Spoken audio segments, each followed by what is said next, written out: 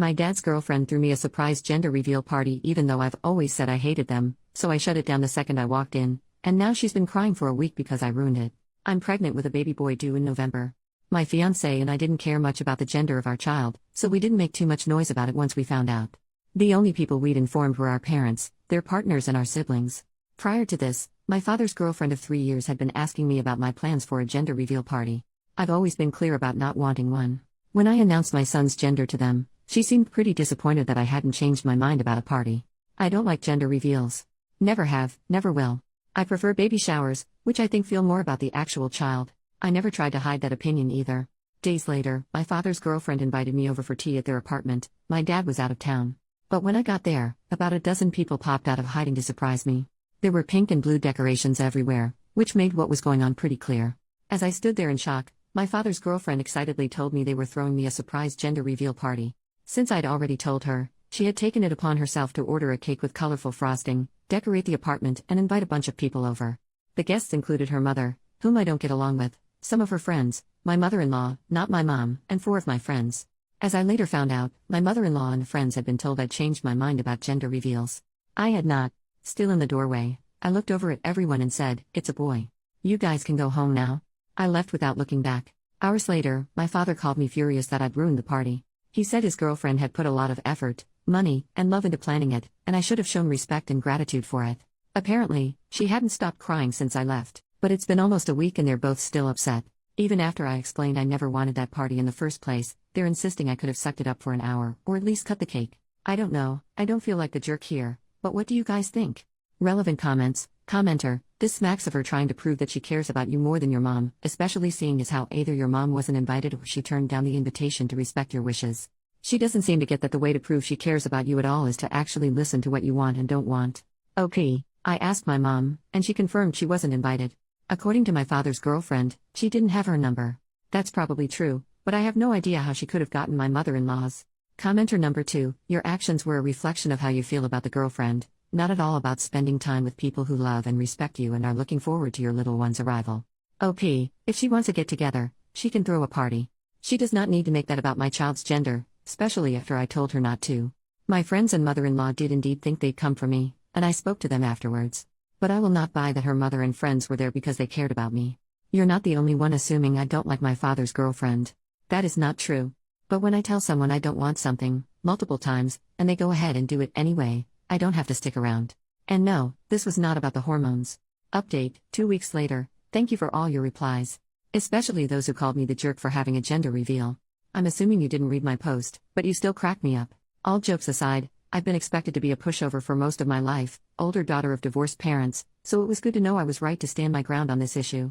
After reading your comments, I've concluded that the only thing I did wrong was leaving without talking to my friends and mother-in-law. They were lied to and put in an awkward position after I left. I did talk to them the next day and apologized, but I wish I'd told them what was going on. A few days ago, my fiancé and I invited my father and his girlfriend over. I told them I was extremely upset with them both, but I wanted to sort this out peacefully. We still ended up fighting. My father agreed with some points I made, but kept insisting that I was ungrateful and owed his girlfriend an apology. She was quiet at first, but started crying about 20 minutes into the fight. My father's girlfriend said she threw the party because she cared about me, and that she'd want one if she was pregnant. She started talking about all the gender reveal videos she'd watched on TikTok, and how happy the parents look in them. She told me she genuinely thought I'd love it, and couldn't understand why I'd been so rude to her. To my surprise, my fiancé was the first to snap at that. He's usually the calm one. He told her to stop calling it my party, since she clearly threw it for herself. I had expressed countless times that I didn't want a gender reveal, and I was well within my rights to leave when she tried to ambush me with one.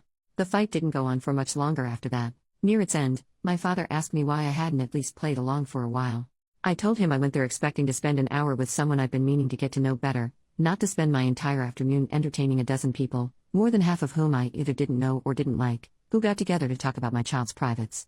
I didn't mean to upset anyone, but I had to get out. My father didn't argue with that. There were 2 main pieces of advice from your comments that I decided to follow. The first was to tell my father's girlfriend she needed to apologize to my friends and mother-in-law for lying to them. She agreed, and to my surprise, they later confirmed she did. Secondly, neither of them will be allowed to meet my son at the hospital when he's born. My father had been looking forward to this, so it wasn't an easy decision, but I made it clear it was final. My father called me the next day to apologize for everything, and I forgave him.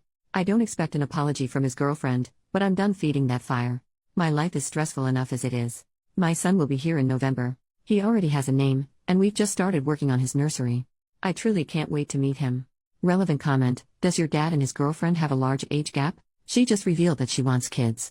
OP, they're 16 years apart. Commenter number 2: for the sake of your mental health, do not tell anyone the names you have chosen. OP, oh, we're not saying anything until birth. The only people who know besides us are my best friend, who will be my son's godmother, and her husband. New update, 7 months later. Hey everyone. It's been a while. Hope it's okay for me to update here. I remember promising myself I'd make a final post as soon as the dust had settled, and I'm pretty sure the time has come. First of all, I'm a mom. My son was born in November, and he turned 3 months old a little over a week ago. He's beautiful and perfect, and I still can't believe he's here. Secondly, I have some updates on my father and his girlfriend. Most importantly, they broke up last month. Turns out they were cheating on each other. I don't know much about this that isn't gossip I can't confirm, but I did have some minor problems with her after my last post. About a week after the conversation I mentioned in my previous update, she became fixated on trying to find out my son's name. According to her, there was a personalized gift she wanted to get me that would need it.